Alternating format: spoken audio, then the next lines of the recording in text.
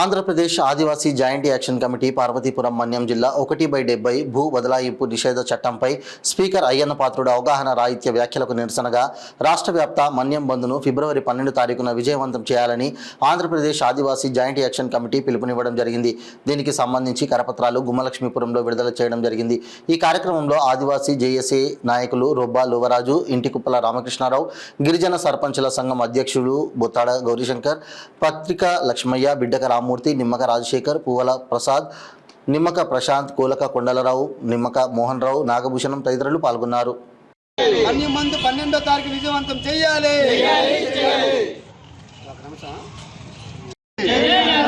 జై ఆదివాసీ, జై ఆదివాసీ, ఆదివాసీ హక్కులు కాపాడాలి, ఆదివాసీ హక్కులు కాపాడాలి, ఆదివాసీ హక్కులు కాపాడాలి.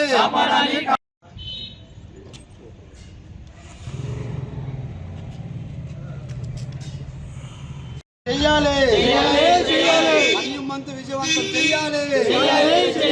ఆంధ్రప్రదేశ్ స్పీకర్ అయ్యన్న పాత్రుడు 1/70 మీద చేసిన వ్యాఖ్యలు వెనక్కి తీసుకోవాలి.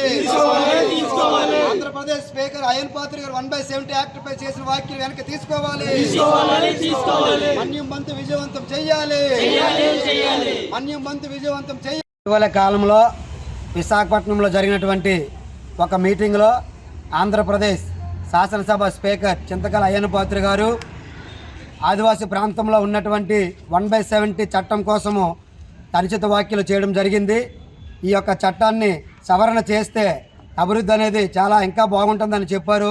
కానీ ఆదివాసులకి గుండెకాయ లాంటి 1/70 యాక్ట్ పట్ల ఇలా మాట్లాడడము ఆదివాసుల మనోభావాలు దెబ్బతీయడమే కాకుండా మా యొక్క హక్కుల్ని కాలరాసే విధంగా ఉందని చెప్పి వెంటనే ఈ యొక్క వ్యాఖ్యలను వెనక్కి తీసుకోవాలని చెప్పి రాష్ట్ర వ్యాప్తంగా ఆదివాసీ జాయింట్ యాక్షన్ కమిటీ తరపు నుండి ఈ నెల 12వ తారీఖున బుధవారం మన్యం బంద్ని పిలుపునివ్వడం జరిగింది. ఈ యొక్క బంద్కి అన్ని రాజకీయ పార్టీలు, ప్రజా సంఘాలు, విద్యార్థి సంఘాలు, ఆదివాసీ ఉద్యోగ ఉపాధ్యాయ సంఘాలు అందరూ కూడా మద్దతు ఇవ్వడం జరుగుతుంది.